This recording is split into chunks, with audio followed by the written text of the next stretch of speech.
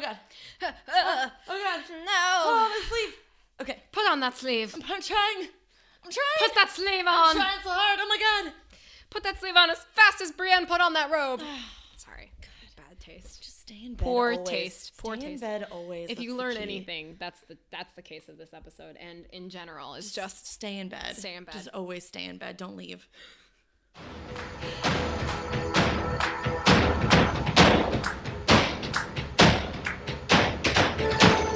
Hello, everybody, and welcome back to You Got Gripes, a Game of Thrones podcast. My name is Sophia.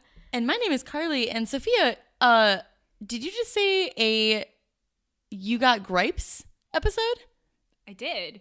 I mean, okay, that might have been a Freudian slip, to be honest. It was an accurate one, though, was it because indeed? I think, welcome to our spin-off show. Pew, pew, pew, pew. Pew, pew, pew, pew. You didn't know you signed up for it, but here we are. We didn't know either until the episode aired this weekend, because I think up until this point this season, we've been very nice. So nice.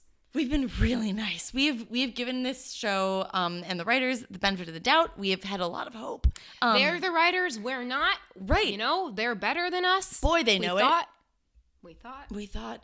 Boy, did we think. Just sip to that. So basically now what we do is we're not going to be nice anymore. We're just going to be honest. We're done. We're done being nice. We're done. We've griped about the show so much, and I think we both kind of realized in the past seasons we've had a lot of gripes at the show, and I think we both were making an effort this season to really give it the benefit of the doubt and to not gripe as much as we maybe wanted to. It's the final season, you know? This is the last chance we have, the last 6 episodes we're ever going to get of Game of Thrones. We don't want to harp on it. That's not the intent of this podcast. It's to celebrate Game of Thrones, actually. It is to celebrate it, and the world that Gurm created for us. Yes. Until now, when it has become You Got Gripes, a Game of Thrones, or You Got Gripes. You got gripes. You got gripes. Man, that's a good one, Carly. That's really nifty. Yeah. I finished this episode and felt nothing, which I've never felt in a Game of Thrones episode before. Same. It ended, and I was like,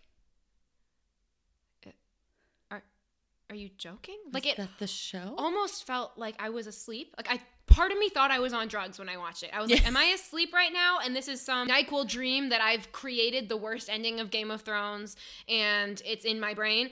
No, I was stone cold sober for that, actually. Yeah, I got a text pretty much immediately after the episode that said, so when does the real episode start? And I was like, God, I hope soon. Yeah. Man, I hope soon, because this literally can't be it. Yeah, this episode was kind of a perfect metaphor in and of itself, because as we know, this has been on the internet very, very much. There was a Starbucks cup in the episode, straight up in it. Like, there's not even, it is in the scene where they are sitting at the table, partying, drinking. Yes, pan to Daenerys. Lo and behold, there's a Starbucks cup. There's nothing you can say to be like, no, that's just pottery from the Vale that they brought. No, it's a Starbucks cup. Like, 100%, which, like, everyone in shows make mistakes, and there's always continuity issues, and there's always, like, little things left behind, or, like, a boom mic that makes an appearance once in a while. This is Game of Thrones. This is Game of Thrones in the last season. And Sophia, what's the worst part? That DB and Dan were in the scene. They writers, cameoed. The showrunner, oh my God. Yeah. No, the creators. They're the creators of the show, Carly. Of the show, yeah. Mm-hmm. Yeah. Mm-hmm. No, for an episode that said it would give us everything, it left us with trash. And I think that's kind of the perfect metaphor, right? For this entire season, actually. They made us wait 2 years. Yep. They gave themselves 24 whole months to properly write, shoot, and edit 6 episodes. Or maybe mainly The Long Night, and they forgot about the rest. Right, because it took 55 days to film. God. It's just utterly ridiculous to me that they could have let that pass. Yep. And the fact that they're letting all of this pass, it was just like, to me, that was just perfect. Once I saw that, I was like, yeah, there it is. It's trash. It's trash garbage, much like the cup that was left on the table. And also, I feel like the cup left on the table, just kind of being garbage that got left in a scene from the 21st century and reality, was a perfect metaphor. I also think a perfect metaphor for this episode and this season is the whipped cream that comes in a Starbucks drink, latte specifically. Because what happens is if you leave that whipped cream out for a while, it just, so I've heard, it just kind of stays. Like you can leave it for hours and it doesn't break down or melt or anything. It just stays. I'm not saying that from my own experience, I'll be honest, but I've heard this many times. Sounds lovely. It sounds great. It sounds really edible. But that's kind of what this episode, especially in this season, reminds me of. Is like, it's something we recognize. It's, oh, that's whipped cream. Like we like whipped cream. We've always liked whipped cream. Whipped cream has been our favorite thing. It's what I add to all of my drinks. It's what I add to all my drinks, and it makes my life better. The excitement factor is raised. Exactly. It's just the sprinkles on top of the life, and that's great. Caramel drizzle on life. It is the caramel drizzle on life. But then it's like, oh, well, that looks like whipped cream, but it's been 8 hours, and it still kind of looks like that. But inside, you know, it's probably just garbage and trash. Rotten and bad. So this show has become something we recognize, but it feels more like a spin-off where somebody who didn't know the characters very well has been trying to write them. Right. It's like all of the entire writer room got fired. Yeah. And they didn't know Game of Thrones. These are people that did not know Game of Thrones before. And now they've been given this. And all they have to go off of season 7. So here is what they've given us. Yeah. And I'm disappointed, to say the very least. You're like a parent who's just, you're not mad. I'm sternly disappointed. You are sternly disappointed. Yes. Yeah. Yes. I will say not all of this episode was awful. Yeah, it was so hard for you to say that, and I totally agree. But it is true. It's true. The first half-ish. There are some give and take a few scenes here and there. Yeah. But yeah, I would say that the first half was okay. Up until, the scene where Jon tells Bran to tell his sisters that he's a Targaryen. It's pretty good. It reads as it watches as Game of Thrones has been watching this whole time, right? It felt like the story that they were trying to tell. Yeah. It opens with them saying goodbye to the dead. We get a beautiful little scene with, Sansa and Theon. Where she puts the pin. Yep, that was great. That's all he wanted, I think, was to finally understand. I mean, that kind of flashes back to when he's Reek and he's being fake freed. Yes. And he says, like, I was, looking for my real family, but Ned was my family the whole time. I think it's something along those lines. But yeah, he got redeemed in a big way. Absolutely. I think that was important also for us to see Sansa have some closure as well. Yes. So we got that from her. It gave the dead that time. Which was nice. The dead didn't really get that much time in the last episode because a lot of them got raised. A lot of them got raised, that's true. Yeah. Oh. So that's kind of brutal. We live, we die, we live again. And we die again. It's from Mad Max. I don't know why. Yes, but then they die again. They do die again, tack that on there, True.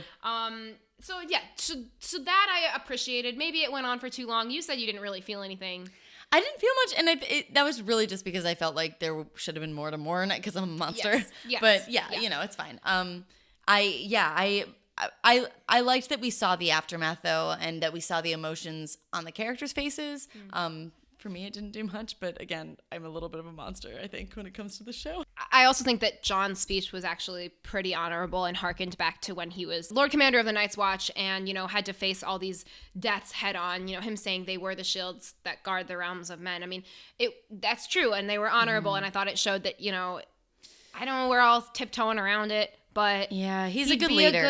He's a good leader. I think that's also kind of, that carries through, right? Daenerys sees that, and then this kind of carries through with knowing his lineage it permeates through the rest of the episode. And it kind of starts with this speech that he makes. Yeah, and I mean, if the Targaryens are all about destiny, and he is this one Targaryen who is very just anti his destiny. If this is it, and it kind of shows, like, everyone naturally gravitates towards him as like this leader. And that's what the drinking scene shows, right? Is that in the scene, we kind of watch it from a few different characters' perspectives. I would say, namely, we see the drinking scene from the Hound's perspective and from Daenerys' perspective. Yes. Primarily Daenerys. You get the Hound in and out a few times. Some characters come in and say hi to him. Yeah, he's like the omniscient observer. He is like the omniscient. But Daenerys, what's going through her mind, and you can kind of see that, she tries to be open to them, and she makes Gendry Lord of Storm's End, and she makes him she legitimizes him, and she says, I think you should be Lord of Storm's End, and even that isn't enough to get her to win her in the eye, to have her win in the eyes of the North. And she also at one point like outright says, this is how I'm gonna win their favor. It's like, well, all right, we're not getting gripey yet, but like, we know. But we know what you're doing. That's the feeling that you get when you're watching this episode and this scene, is that you know that there's something going on in Dany's brain. Right. She's trying. So Varys, she's clearly. trying. Right. And, yes. And you see that. Varys gets concerned very early on. Mm-hmm, very early on. He's very aware that Daenerys is not changing, but she is becoming increasingly aware that it's going to be difficult for her to win. And I would argue that she's not changing, but rather like kind of falling back on what she has been in the past a little bit. Which repeating is old patterns. Yes, exactly. Yeah. Exactly. But that's for later. Yes. We also get, actually, this week's Davos talk is not at the end. It's right now. Hitting them early with the Davos talk. Hey. Davos talk. Okay, Davos talk. I thought it happens early on, and I think that it's one of those scenes that, once again, when you get characters like Davos and Tyrion and Varys on screen, the brains, you need to be paying attention to what they're talking about, because those are the only three characters that see this world through the eyes of the realm. Yes, and also, I mean, in the early seasons, we got those really good juicy scenes where it was just people talking, like Cersei and the game. It was the game, and so as soon as they all stepped on screen, it was like, okay, shh, let everyone quiet. Right, be quiet. Listen, subtitles on. And in this scene, Davos is he and Tyrion are talking about how Davos failed in killing Melisandre. He's like, I should have killed her. I had the chance, but I didn't, because she was already gonna die, and obviously she had a part to play. Yeah. And then Tyrion goes, he says something, and Davos goes, well, I mean, it's all for the Lord of Light. Like, we do this all for the Lord of Light, and what does he show? He doesn't show up at all. He just lets us do it. And it's Davos Seaworth acknowledging that the Lord of Light is an omnipotent power. Exists. A god. Exists. Is a thing. And Davos has always been against the Lord of Light. He's always thought that Mel faked it and or did something to, make it believable. Is a fanatic, basically. Right. And he's always been a follower of, I believe it's the Seven. Well, for him to acknowledge that the Lord of Light is kind of the end-all, be-all power, and that, and to have Davos be a non-believer and acknowledge that. It's quiet. It's kind of his only scene.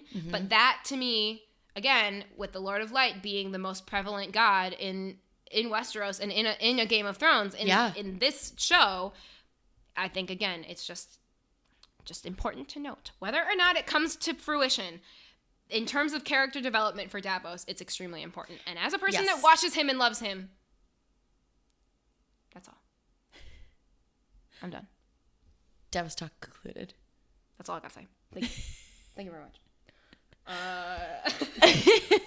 Do you have anything to add to that Davos talk, or are you good on that? You paid a lot more attention to Davos talk, or the Davos scene, than I did, so I leave most Davos things to you. Perfect. Lovely. I usually, when Davos steps on screen, I look at you, because I'm like, what's she gonna do? Well, I remember we were talking through that scene the first time, and I was like, I gotta go back and rewatch this. Like, this clearly a lot happened. We did talk through that, Yeah, we did talk through it, because it was a lot of, I think, because we were talking, I don't even remember. We were already griping, honestly. We started just out the gate. Most likely. Oh, an interesting point to talk about is that Tyrion says to Davos in this moment, okay, yes, we've defeated the Night King, but now we still have us to deal with. Like, sure, we've dealt with the environmental threat that was going to kill all of us. But we're left with us. Right, now. And I think that's kind of something that no one realized or thought was going to happen, is that, oh, we're all alive, and we survived this, and now we have to figure out what to do next. Yeah, that's a very good point, because I thought anyway that if the Night King, as I wanted him to be, was going to be the end-all be-all big bad, which I think we kind of all were expecting and wanted. Yes. I thought if that was going to be the route that they took, that by the end of the series, the throne would fall, the houses would fall, and it would kind of be a situation where the wheel would be broken, because there wouldn't be a wheel left. It's forced to be broken, because there's literally, you have to build up from the bottom and from the ground. Exactly. And here they've dealt with this environmental threat. They kind of cut it off before it became a real threat. Right. And so now they're left with the exact same problems they had before and less army to fight it. And this feeling of success, when in actuality it's a success, but not really, because it was this a episode freaking didn't stepping stone. Right, this episode felt like half a success and half a failure, and I think that's kind of the point that D Squared are trying to make, is that, you know, there's this environmental threat, and when you deal with that, like, once you deal with that, you still have to deal with human problems, and it's like, okay, but the environmental threat is what we've been told to expect this entire time as the end all be all. The show started with the scene with a White Walker scene, or a white scene. Mm-hmm. It started with the dead. I can't. Anyway, I don't remember what the original point with this was, because I'm angry. Now we're angry. Now we're mad. Here we are. We're in the good part of the episode. We're already mad. As you can tell, this episode went over really well for us. We were talking about the Lord of Light and sort of how he has significance. Yes. And how Davos accepted that. This was by the way, this was Davos talk. Just this in case was Davos talk. Yeah. Yes, still. Full circle for Davos, Full circle I for think. Davos talk, but now I think we can go away from that. Yes. Because there are a few positive scenes in this drinking scene. Yes. Like, we get Sansa and the Hound. So good. Which partly. Exactly. That's the thing about. Yeah. See, that's the thing. whole So thing. here's the thing about this episode is that I say that the first half was good, and what I mean is the first half of every scene is really good. Yeah. Yeah, it's going well. Everything's going fine. So we have this great kind of reunion scene that we haven't really fully gotten, and we get to hear them talking, and it then takes a hard left where the Hound says, "You should have come with me when I said that we could escape," which, by the way, I'm sure Sansa knows, and I'm sure she's thought about every single night that she was and has probably dreamed about it, assaulted by Ramsay Bolton. Like, yeah. I'm sure she didn't think about that at all. No, not at all, I'm sure. Clegane. Jeez. So he says that, and the next part, Sansa says, in a moment that was clearly written by two men who maybe have never talked to him before, she says, well, basically, I'm kind of glad those things happened, because I would still be a little bird if they didn't.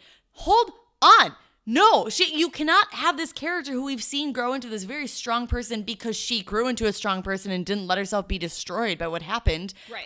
Everything against in her path was power. telling her to be destroyed. Yes. And like she instead, I guess, like used that and evolved from it and like built she, not because of it, but she thrived. Evolved from it. She evolved from it. She survived and she kept going. She didn't become who she is because, yes. I don't know. I don't like that. Here's the thing. I don't like that they used that. I don't know that they justified those actions in the past, or the Hound could have said those things, but the way that Sansa reacted and the way that they wrote Sansa reacting, yes, that didn't make any sense. Like, I agree.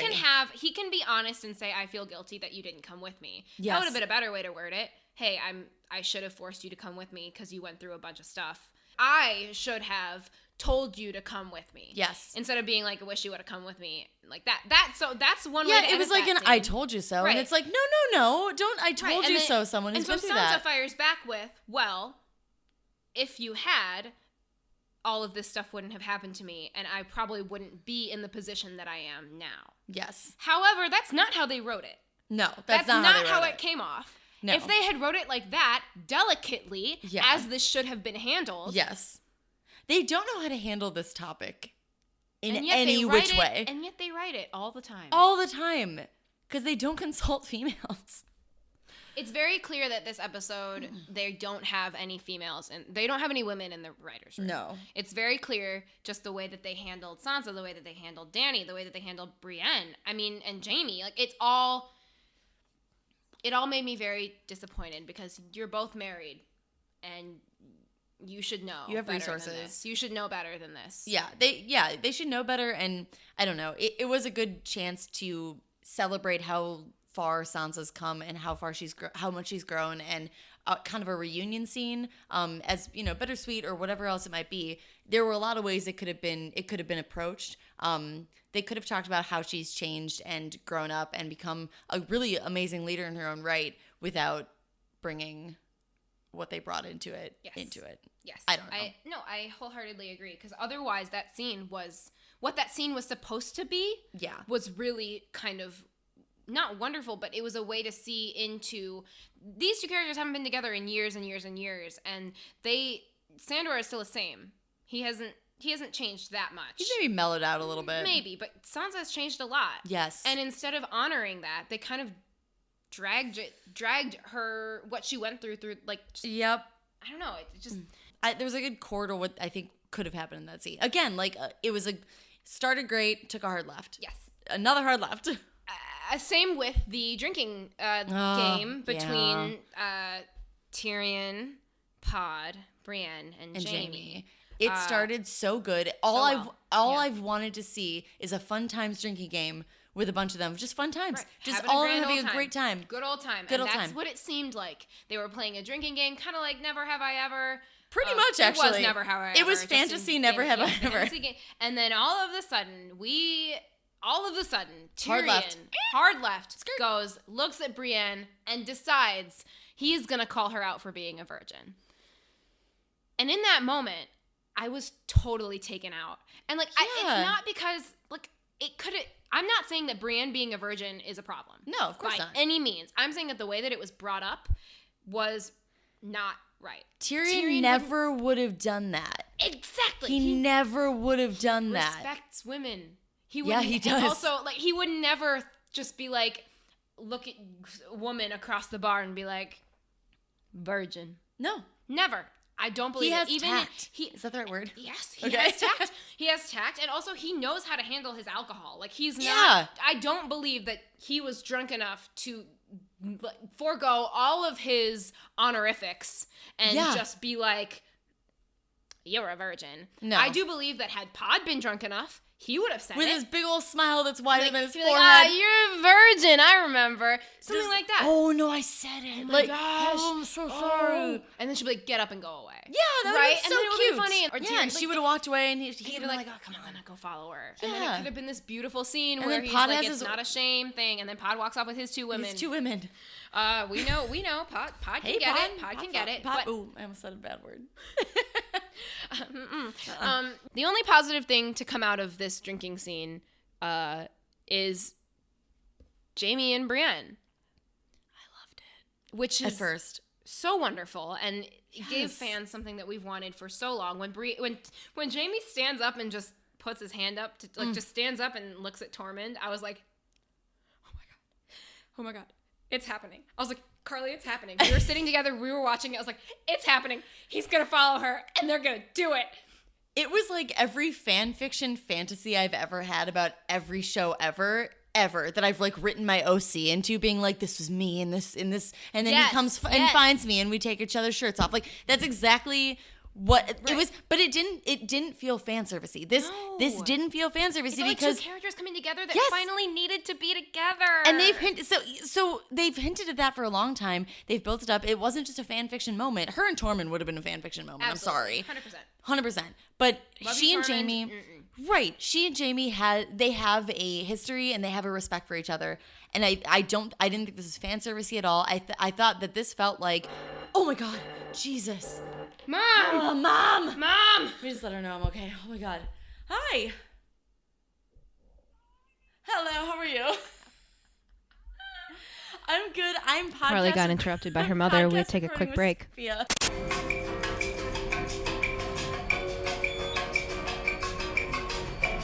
So sorry about that brief interruption, folks. How's your mom doing? She's great. She's well? All right. She's good. She knows I'm alive, which is good. That's usually what she's calling about. Most important thing. Yeah. Yes. Back to Brienne and Jaime. So yeah, I didn't feel like it was fan servicey at all. I felt like they accomplished something with Jaime and Brienne that they haven't this whole season, in my opinion, with any of the characters, is they actually had a payoff from character growth we've seen and from two people who have grown together that we've seen, because I do feel like they've retconned a lot of our character growth this whole season. And I feel, and this is a common thing that people have been saying, characters haven't really learned anything, or they don't seem like they've learned anything. Like Jon putting people down with the crypts and not taking the bodies out first. Right. Like, he knows what the Night King does. He knows that they resurrect the dead. He's fought with the dead before, and he still had everybody plan like they were going to be fighting an army and not a swarm. Right. And then even Dany, I rewatched the Lannister and the Dragon battle in Spoils of War.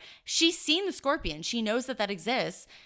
why not armor up your dragons? Like, something. You showed me the picture that they have of Balerion. Balerion has a chest plate. He has an actual chest plate because dragons, they're amazing and they're really cool and they're big. They're vulnerable because they're living creatures. Like, anyway, so if Aegon Targaryen could armor up the biggest dragon to ever live. The Dread, straight up, Balerion the Dread. Yep. I think Jon and Dany could have figured out how to put some armor on Rhaegal and Drogon. They're dragons.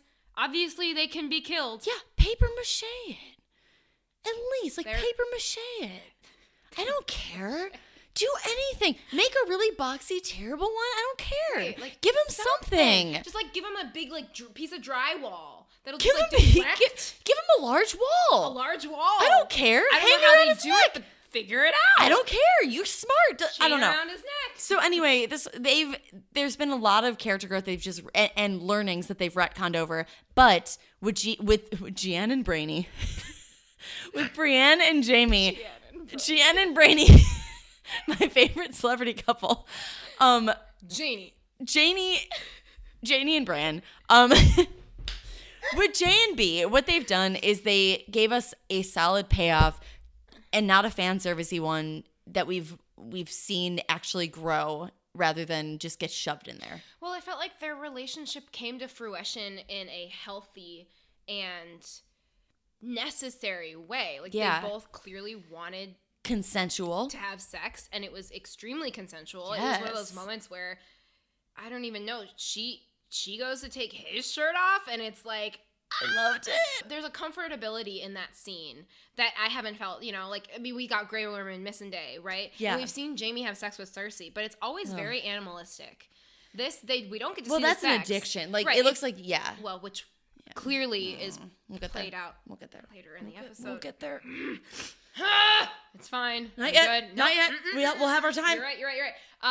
No, I think there's a comfortability that the two of them have that I felt like I wanted more. When they cut away, I was like, no, wait, I've never wanted to see sex more than in this moment. And you honestly, took that away from me. 100%. David Nutter. Exactly. Oh, I don't even care. Director of this episode. Shame. Ding-a-ling. Brienne and Shamey.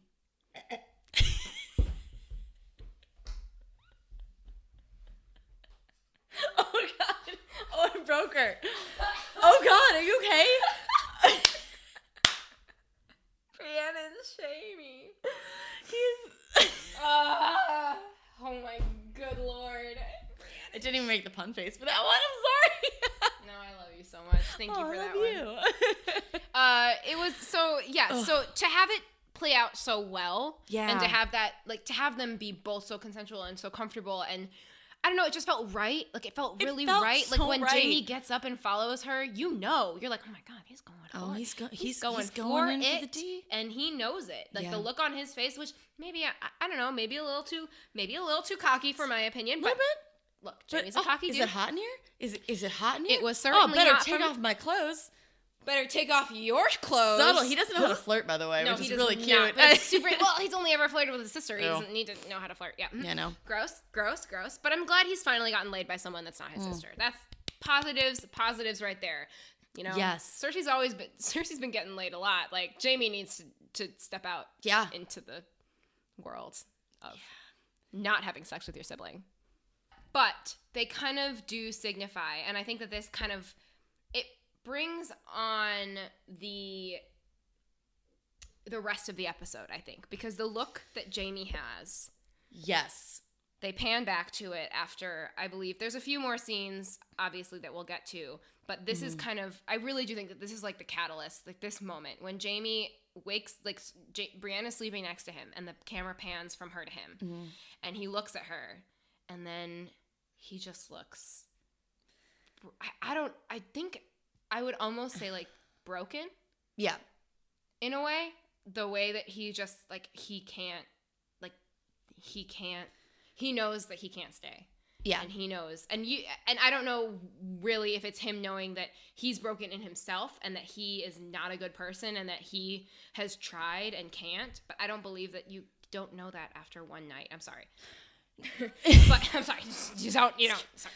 It's true, but no, I agree.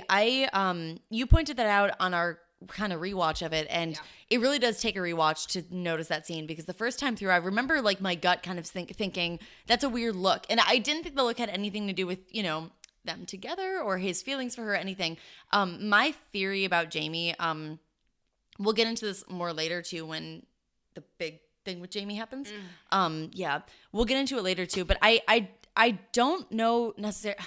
I think he has changed, and I think he is capable of being a good person now. I don't think he likes himself, and I don't think he's forgiven himself. And I think he knows that this is I think I saw in I read it in an article, but this is a chance at happiness that he let go of. Yeah. I don't think it's because he doesn't want it. I think it's because he doesn't think he deserves it. I agree. Mm-hmm. I think that we've been watching Jamie through the hero's journey, obviously. Yes. We've been watching him go through the most immense changes of almost any character besides Theon in the show. And so for Jamie to acknowledge that he can't have happiness he can't have happiness. He knows that. He's addicted to Cersei, and he needs to see that through. Yeah. Whether or not it's to kill her or to be with her, he understands that he can't have happiness with Brienne, even though he's tried. Right. And it's because of him. It's not because of her. It's because of him. And that's what that look, I think, is. Or I at agree. least what they were trying to convey to the audience. I agree. That Jamie is acknowledging that even though he loves this woman, he has to go do his duty and follow his journey. Mm-hmm. Doesn't mean I like it.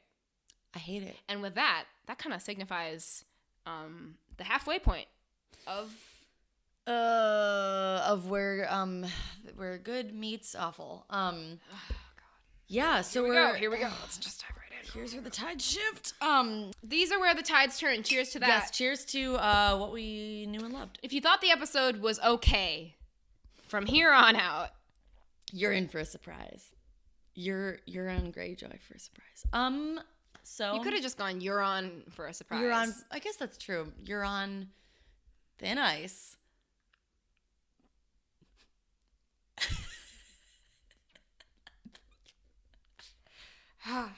I did make the pun face for that one. This is what I deal with. Okay, so to kind of start off where the episode takes a turn, the scene in the Weirwood between the Stark siblings. You mean the potato and the three people who surround him? The potato. He doesn't do anything. We don't even know if he's moved, honestly, since they forgot him. They just left him there. Arya kills the Night King, and they all look around, and then she goes, "Peace," and just dips out and leaves him behind. And then Bran just, Yes. I feel nothing. I'm fine. I'm fine. Cold? Don't worry about me. That means nothing to me. Cold is a human emotion. Feeling. I feel not. Sense. I'm not human. Not anymore. I hate him, Sophia. I hate him so much. I just don't understand what they've done to him as a character. So basically, in this scene, he serves as a plot device because he has no lines. He has three words? 3 Is it? All Jon, he goes, "It's up to you." That's his line. The scene before, Daenerys begs Jon to keep the secret of his lineage to himself. To keep it, because she knows that once that gets out, she will lose her rightful claim. Right. There's no way that the North will follow her once they know that Jon is the rightful heir. There's just no way. Even if Jon doesn't want it. Barely following her now, yeah. Right. As he says he doesn't want it, it doesn't matter. Right. And that's what Varys says. It just doesn't matter. So that's what she begs him. Literally, you cut a scene later, and he's talking with his siblings in the Godswood. And he tells them. He does the exact opposite of what he was just told. But to do. They have a whole conversation up until that point where Sansa and Arya both say, we don't think that Daenerys is right for the throne. We want you to stay here. You shouldn't go with her. Stay in Winterfell, etc., etc., etc. And he's like, you don't understand. She's the rightful heir. And then why does he tell them? The reason he brings it up at all is because his point is that I think it's Arya or one of the sisters basically says we only have each other, we can only trust each other. Arya. Well, I mean Arya obviously because she's so heavy on being Stark. She's purely Stark. We are together. We have each other. We are North. We are North proud. And as is Sansa. So when she says, we're a family, we are the last of the Starks, Jon goes, I'm not a Stark. Which, A, is stupid because he is a Stark. He's Stark, still baby. half Stark. Still yeah, half that's Stark. the thing. And B, the reason he brings it up is because he's basically saying, look, we grew up together. We're family. We love each other. You've trusted me our entire life. And here I am, not a full Stark, which is a stupid reason. It's a stupid reason. He's saying, I'm a Stark. If I'm not a full Stark, you trust me, you can trust Dany. Right. And that's not the case. And then that is when he says, he kind of waffles a little bit. He's like, oh man, is now the time? Am I going to do it? And then he looks at Bran and goes, tell them. He doesn't even do it himself. No. And then the scene cuts.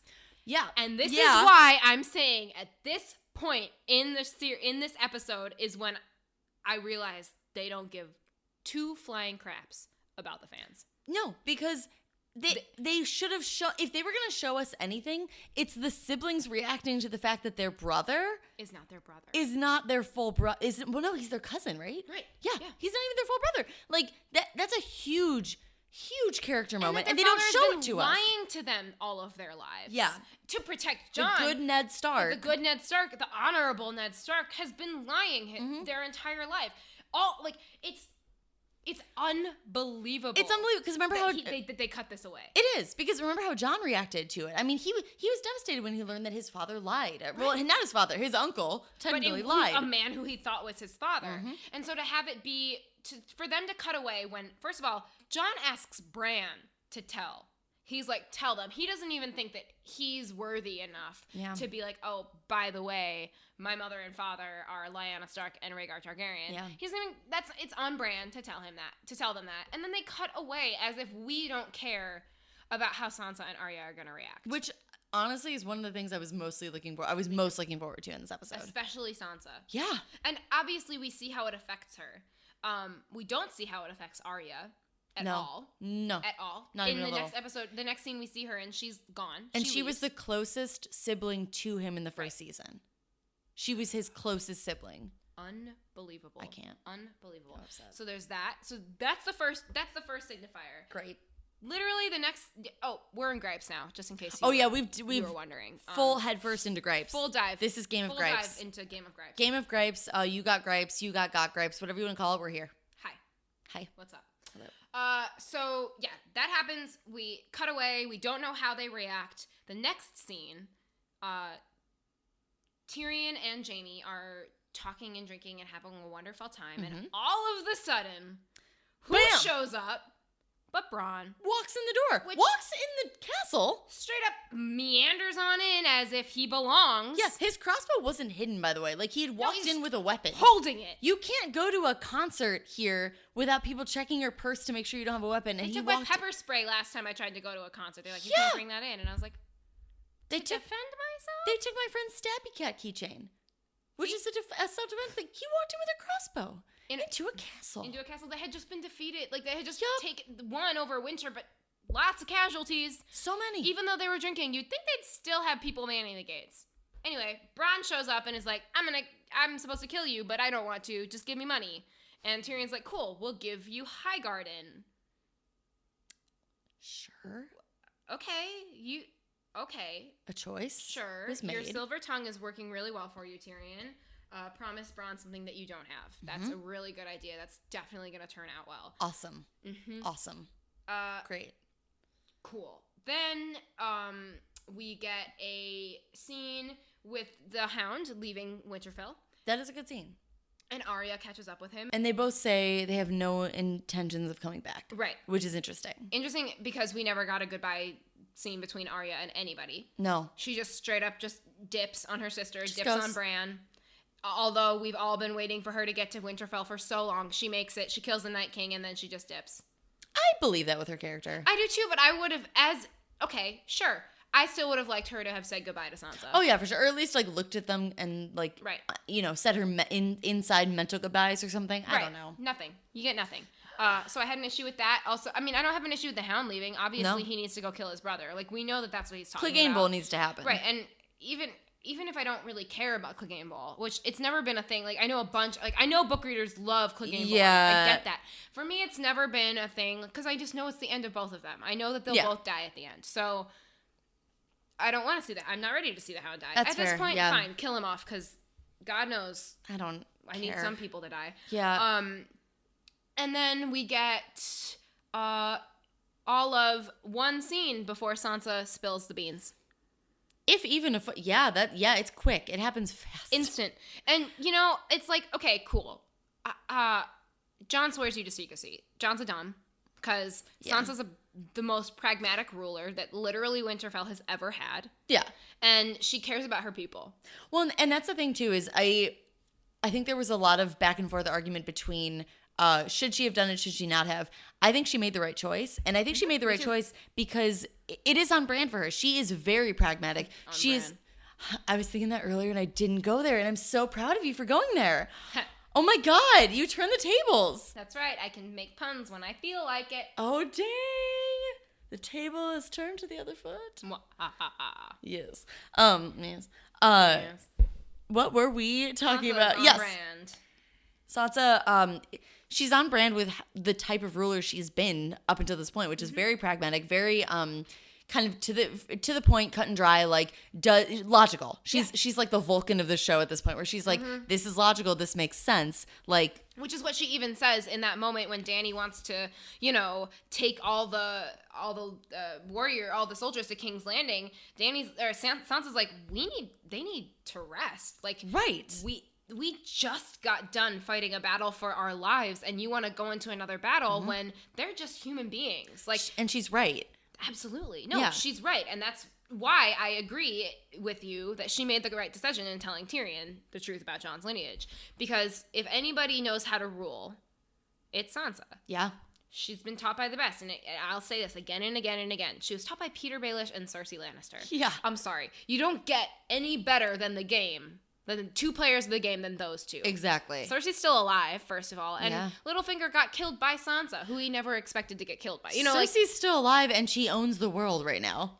Oh, Cersei's in so much power, it's sickening. It's gross. So, I agree. Like, Sansa knows what kind of ruler the North and Westeros deserve, and that's why she tells Tyrion the truth. She doesn't, through this episode, she doesn't think that Dany has Westeros in mind. She doesn't think that she has the realm in her heart. No. And I kind of agree. Yeah, I do agree.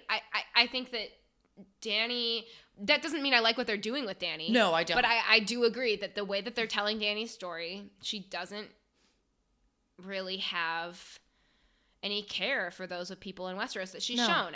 And I don't know, I don't think that I don't like that people are automatically assuming that she's mad. I think that... But we'll get into that. We'll get there. Yeah. We'll get there. We'll get there. So next, as we're kind of, everybody's peeling out of Winterfell, we get the Sam and Gilly scene. Ah, yes. Very sweet. Gilly's pregnant. Gilly is pregnant. With a wee John. With a wee John. Potentially. Yes. I do like the scene where Sam is basically like saying, we had a lot of sex, and it's like, we got bored. We get it. We got bored. There were a lot of books. You can only read so many. I thought it was cute. It was very nice. I did too. It justified him being alive. He deserves everything. Right. He should be a dad. Sam being a father is actually kind of a wonderful thing that I would love to see. We won't see it, but no, we won't. It's nice to think that if Sam survives, he gets to be a dad. I love it. To a little baby, hopefully girl, because John's immediate reaction to we're gonna name our child after you is just hope you don't. You don't shouldn't do that. Yeah. Tells you so much about how good of a ruler he'd be. Like, wow, holy moly, believe in yourself a little bit, why don't you? Yeah. Like, I don't want you to hate yourself. Sorry. In terms of character writing and progression, like, Jon should be so proud of where he's come. Yeah, he should be. What he's done and what he's achieved. And the fact that he's still so down on himself just makes me, like, look at him and be like, oh, honey, really? Yeah. Really? There's no reason for it. No. Jaime, there's kind of a reason for it. Jon, there's no reason. Right. You can't make me feel bad for two white dudes in your show. I'm sorry. It's not going to happen. It's just not going to happen. Exactly. Yeah. So while Jon is just kind of... Giving all his love to Sam and being the emo My Chemical Romance sad boy that he is, that I always thought Euron Greyjoy but it's Jon. Perfectly. We're on to, oh my God, special segment, Ghost Watch 2019... where we get to see small glimpses of the creature and character that we've known and loved. And thought would be way more important. And that would be way more important. And we've learned something about Jon, actually, in this scene. He is a horrible pet owner and doesn't deserve to ever... Awful. Truly awful. And friend, to be honest. Like, he just kind of hugs Tormund and then away he goes. Worst friend award, worst dog owner award. PETA needs to find him. He just did the worst job possible. He didn't even give him a pat or a scritch. No, nothing. Give him nothing. a pat or a He scritch. gives him a little sad glance. He gave him yeah, that's it. All that happens is Tormund is like, hey, you should come up north with us, when all of this is said and done. And I honestly guess that's where Jon should go, wholeheartedly. Absolutely go meet up with Tormund and start living your dormant lives, like, please. But Jon says, no, you gotta go do your thing, but will you take Ghost with you? What? Ghost sat by his bedside. What? I'm sorry. Exactly. Ghost has literally been there for Jon. Yup. For the entirety of this series. In the first episode is when Ghost is introduced. Yup. And they gave him the worst, the most dishonorable goodbye they could have given a direwolf. They did Ghost and dirty. And that's topping freaking Greywind. That's what. Yeah. We don't need that. We gotta. They've shown like a little bit of Ghost, a little bit like throughout. I'm so mad. I'm so mad. Well, it's just like, okay, if direwolves are supposed to mean something to the Stark clan, which clearly they do. Well, they do in the books, and I've said this before, and I shouldn't, but it's so difficult for me to accept that they wouldn't even like give Ghost the time to give him a proper goodbye, a pat on the head. That's all I'm saying. A proper goodbye between Jon and Ghost, who apparently doesn't matter, that we didn't know didn't matter. Like that's what this did was basically Ghost doesn't matter. Sorry guys, you were wrong. I think in their dark and twisted souls, they were like, oh, this is a metaphor for he's giving up his Stark heritage, the wolf, to go pursue the dragon. But he's still a Stark. He's still a Stark. That's his mom is a Stark. It doesn't matter. Okay, sure, he could do that. It doesn't cancel out the fact that half of his blood is Stark blood. Yeah, I mean, if he thought he was the son of Ned and some other woman, let's say she was another Tully. Right. He'd be half Stark, half Tully. Still be a bastard, but you'd still have that bloodline in you, pal. No, it's poor writing. I was very disappointed by that. And that just kind of sort of, the rest of the episode goes off on that. Like, it kind of goes off with bad writing. I mean... The whole thing is bad. Maybe the only scene that I think is okay is the scene between Tyrion and Varys, where Varys is kind of like, he learns, Tyrion tells him the truth of Jon's lineage, and he's like, well, he'd probably be a better ruler because Daenerys she's not from here. She doesn't know it, and she's like, he already thinks that Daenerys is making a mistake. Yes. By by sailing out to King's Landing. Yeah. Varys thought that was a mistake. And so to hear this just furthers his opinion that he's been backing the wrong ruler. And actually, interestingly enough, I said I wouldn't talk about the books, but it's a very interesting parallel. Varys is a supporter of Aegon Targaryen in the books. Yeah. Aegon Targaryen exists, by the way. He has his own separate storyline with characters that you don't know except for Tyrion. And Aegon Targaryen exists. He survived. Varys swapped out the baby with another baby and kept Aegon Targaryen alive. And he is who Varys thinks should take the throne. Yep. Guess what Jon's name is? It's Aegon Targaryen. Y'all are not fooling anyone here with what you're trying to pull from the books and keep in the show. I'm sorry. Yep. I know what you're doing. No, it's true. I don't think you can pull the wool over my eyes on this one. Mm-mm. I seen it. She caught it. She caught it midair. With these own eyes. With these eyes. My brand.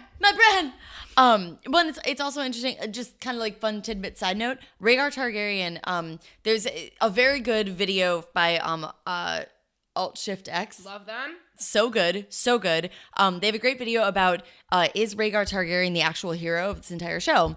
And part of it talks about how Rhaegar is Azor Ahai, but he basically dies to make room for Aegon to become the prince that was promised. Right.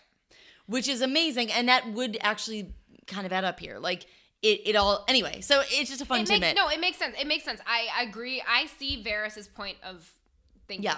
I get where Varys is coming from. He's right that Jon would probably be a better ruler than Daenerys because he knows Winterfell. He knows Westeros. Yes. And he's been raised as a Stark very humbly. He comes from humble beginnings, whereas Dany has always been told that she is a Targaryen and she is fire and blood. And destiny. Right. Her destiny is to take over Westeros, and she's always been told that, whereas Jon has never been told that. So I understand why Varys reacts the way that he does, because in the books that's exactly how Varys reacts. And also he is for the realm.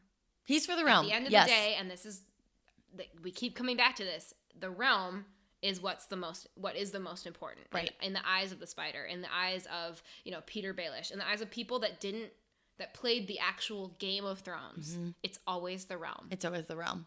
Yeah. And I don't know what the good of the many. Right. The good of the many over the good of the few. No, I totally agree, and I love that book tie-in. I really actually appreciate that has been brought in. I like that a lot. And you did such a good job of noticing it. Well, thank you. I did read them. That's true. I know it's surprising. It's been a while, but I did read them. There's books? Oh yeah. Oh, did you not know? This is all based off of a book series. Is it? Yes. Ooh. Although are they unfinished. New? Are they unfinished? Oh, well, let's not talk about it. Anyway, so yeah, I love that tie-in with Aegon being who Varys really wants to see on the throne, but Aegon Targaryen no longer has a dragon. Okay. Yikes. You're just gonna take me there, aren't you? Okay, I'm just gonna go right in. Let's talk about Rhaegal. Let's talk about Rhaegal. Who is no longer R.I.P. R.I.P. Cheers. R.I.P. R.I.P. Cheers to Rhaegal. Cheers to Rhaegal. My God, too soon. We love you. Gone way too soon. Should have had a breastplate. Should have had a breastplate. This all could have been solved by breastplate. It all could have been. There should have been armor. Anyway, so basically Daenerys decides that she's going to storm King's Landing. How? Well, she takes boats. In broad daylight. Yeah. And she flies her dragons in broad daylight. And doesn't expect anything to happen. She's seen them. She's seen them with a scorpion. She knows that they have them. She knows the Lannister army has that capability. What are you doing? It's the dumbest thing I've ever seen. So she's flying pretty, and all of a sudden, Rhaegal gets ripped to shreds. That was disgusting. By scorpions. It's so brutal. It's one of those moments that it's so you still don't see it coming, right? Because this episode has been nothing. It has told you it has been so anti that, right? It's been so slow moving in terms of just like pace and in terms of storytelling. So for Dany to be on the boat, to be flying, to be that close to King's Landing, and to be, assaulted by Euron and surprised by Euron. Also, Euron getting justice of killing a dragon, I just hate. I hate that because he's so not. As a villain, he has not done enough to warrant killing a dragon. He's a nothing character. I'm disappointed. And also his aim is that good that he hits him 3 times in a row? Are you joking me? Yeah, did you see? Okay, they shot at Drogon like 4 times with the scorpion the first time. Every single time? Yep, well maybe it wasn't 4 times, but they missed him. And like, it's not easy. It's not like it's easy. The Night King missed a bunch of times with Drogon. Like, it's not like an easy target to hit. Apparently Drogon's the hardest target to hit. Yeah, it's a little. Right.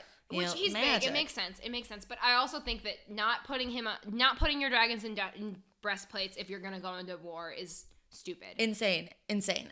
I'm so frustrated with that. Yeah, I agree. And Varys is also getting frustrated with Dany. Well, yeah, he is upset with Dany. I mean, he tells her that he thinks that she's making a mistake. He says, you asked me to tell you when you thought this was getting too far, and you are going too far. You are making a mistake. Because when Rhaegal dies, the entire fleet is forced to return back to Storm's End.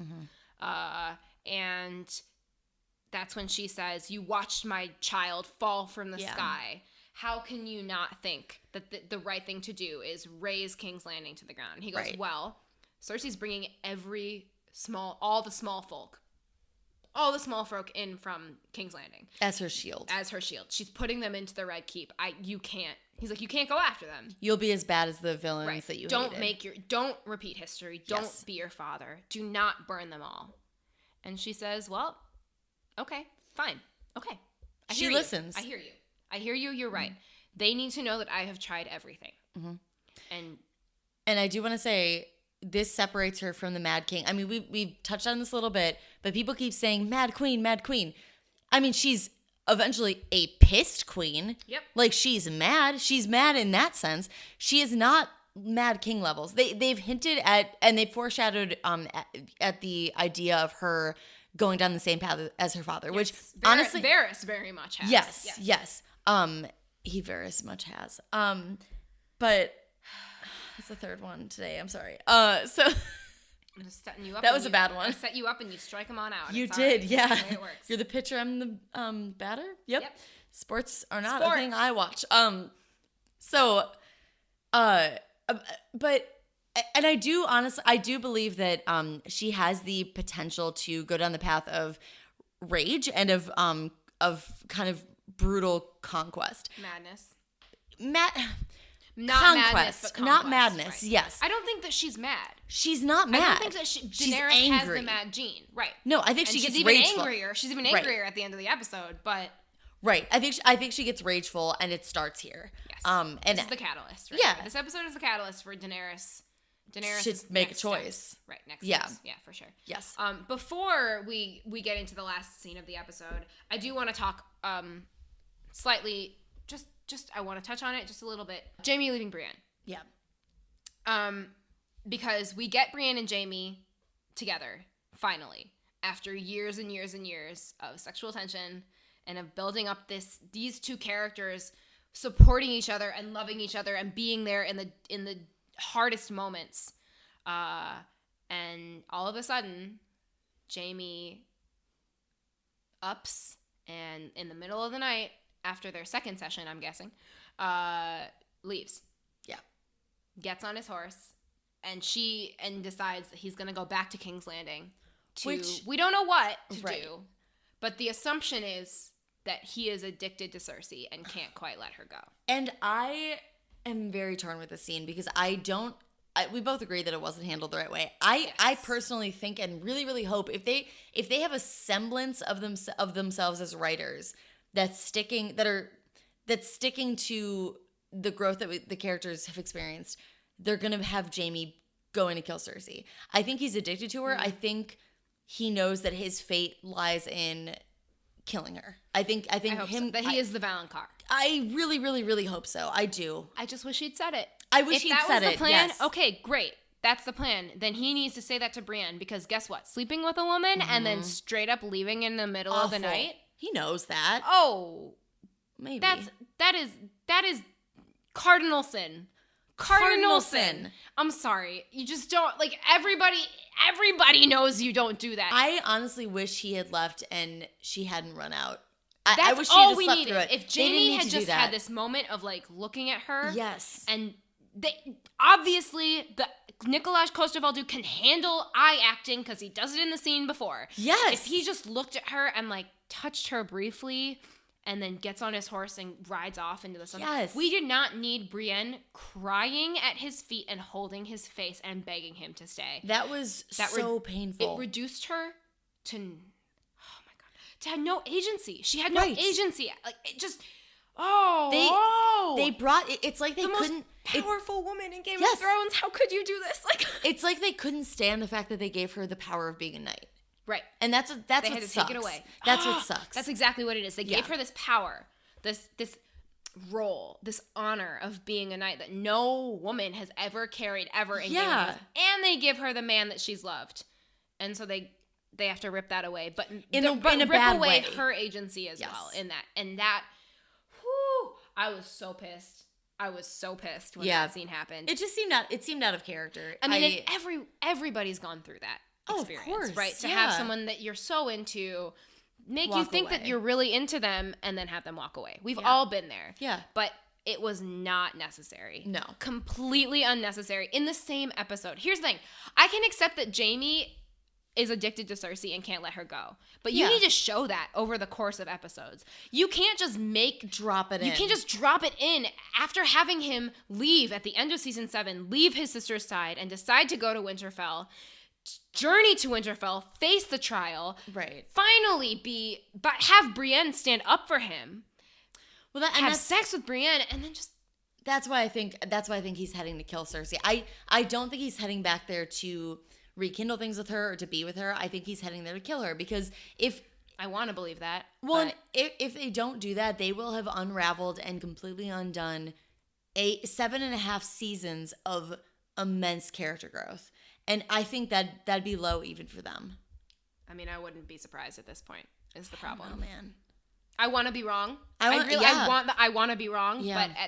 But what they've done so far with this episode and with the last 3 not super promising. I'm not excited.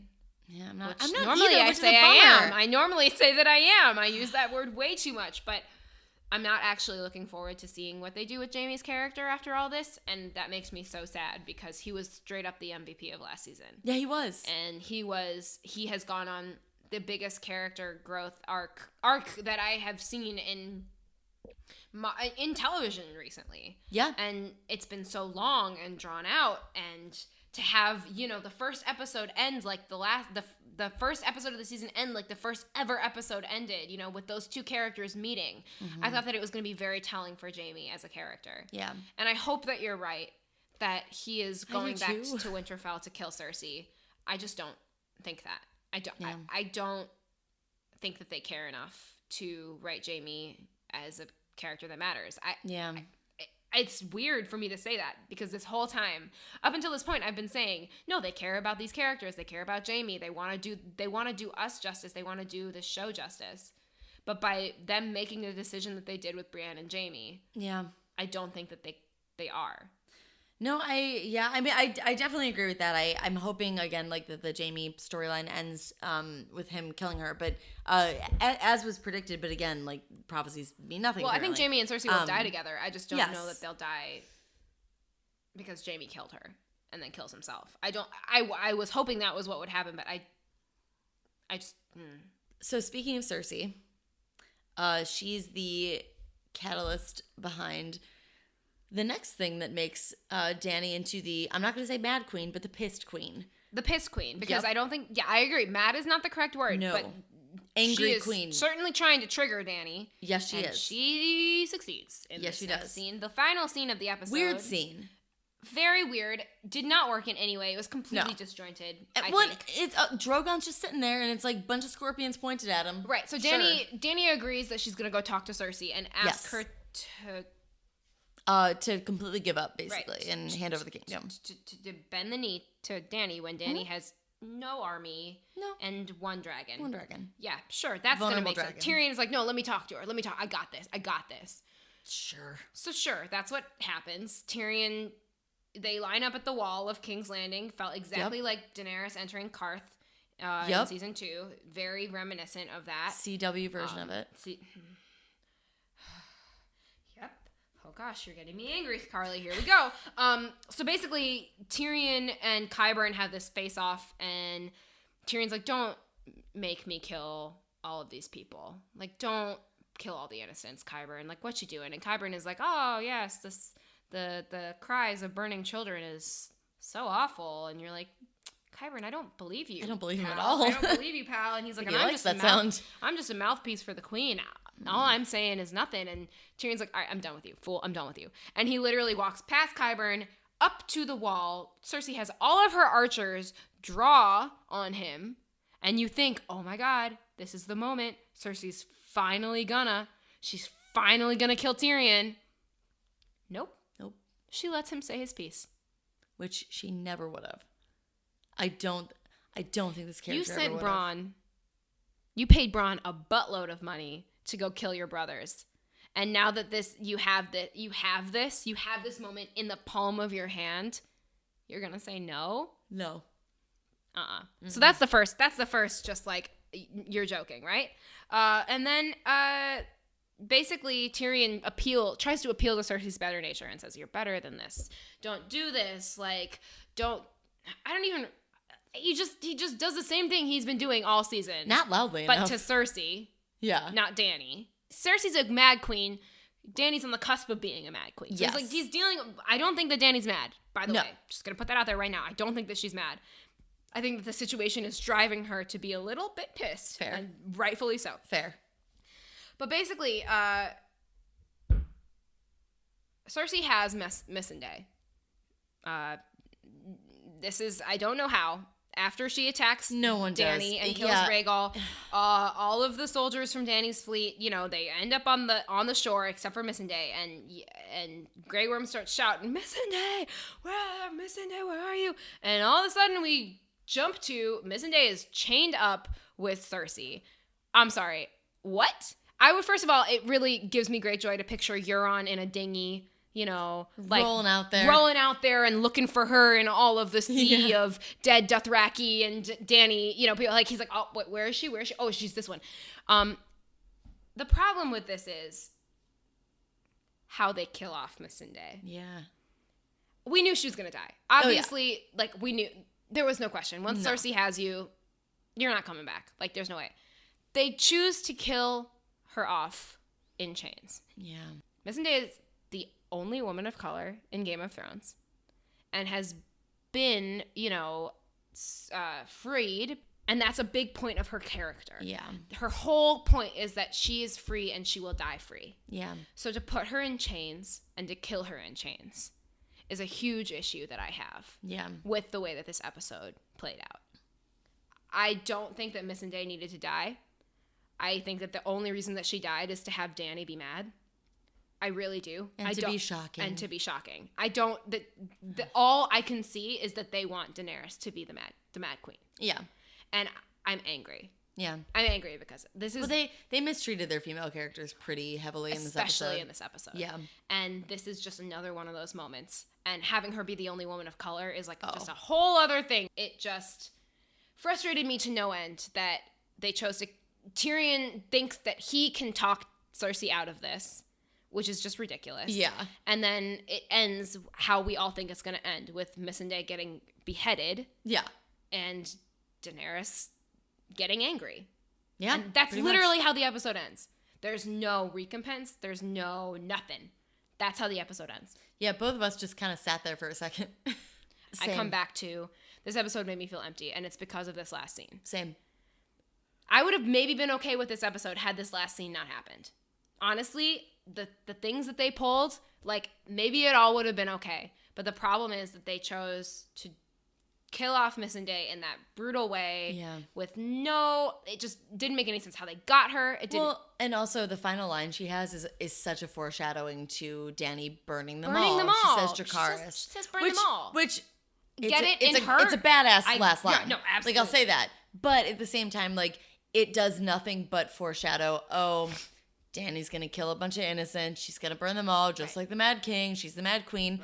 Right. You said this earlier. We have a Mad Queen. It's Cersei. It's Cersei. She burnt the whole sept of Baelor. Yeah, and exactly. No one talks about it. And now they're all sitting in the Red Keep. She's going to keep them safe. Yeah.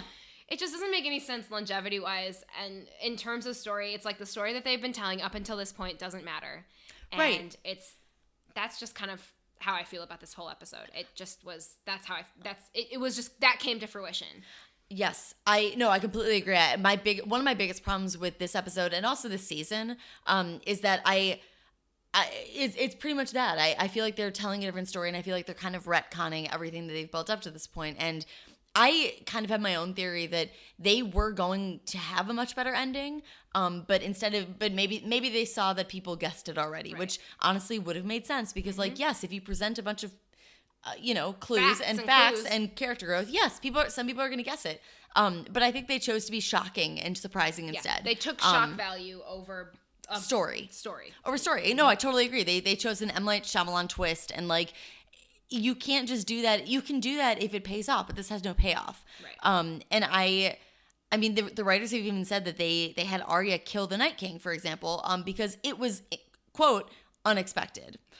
Unexpected things are only rewarding if there's an actual payoff to them. Exactly. Yes. Doing it just to surprise people, it's cheap, it's bad storytelling, and it's not anything anybody wants. And it's actually the exact opposite of how George Gurm, I want to be clear, his name is Gurm.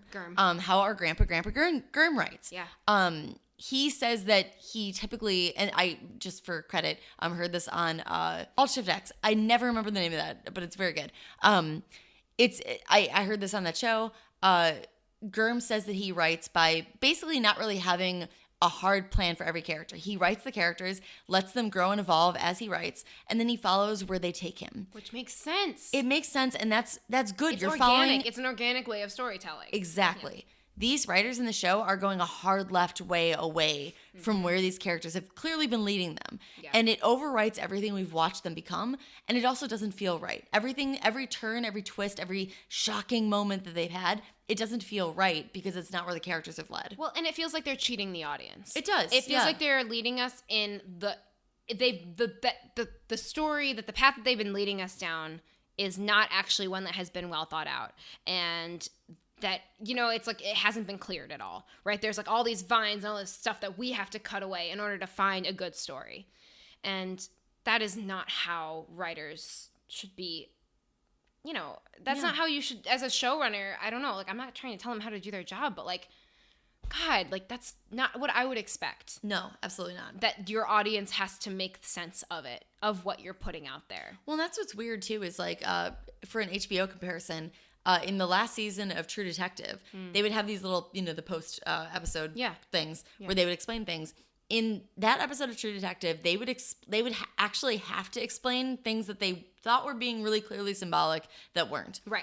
Whereas in Game of Thrones now, I feel like they're doing the opposite. They're really heavy-handedly explaining things that nobody ever needed explained, like they're clever or smart. But really the things that they're actually not doing, that they're veering away from, that are really intelligent and things that the audience had maybe predicted or looked forward to, like those things didn't need explaining because you have a smart audience, you have an invested audience, and you have an audience that's been paying attention. Yeah.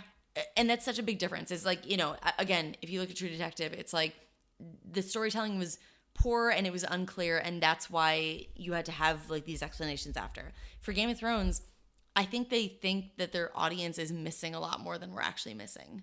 We have an entire series to go off of. Yeah. We're not missing much. I can promise you that. Well, and we're also like, they built up this series as something to pay attention to, and like the theories are important. Like, right. So why would you not expect audience participation? Right. And that maybe people will get it right. It's okay if some of us get it right. It's okay to get it right. It's okay. It's not a bad thing to give. It's not giving the audience what they've done the past few seasons has been giving the audience a little too much of what they wanted. Right. Giving us the ending that we maybe predicted, but that is the more satisfying ending story-wise. Every single character that you have taken us through. Like, yes. This has been a journey. This has been an epic. Yeah. Arguably. I mean, there are so many characters that we're following and that we're still following to this day that have been in it from season 1. It's been an epic. Mm-hmm. So write that story and don't let us impact you.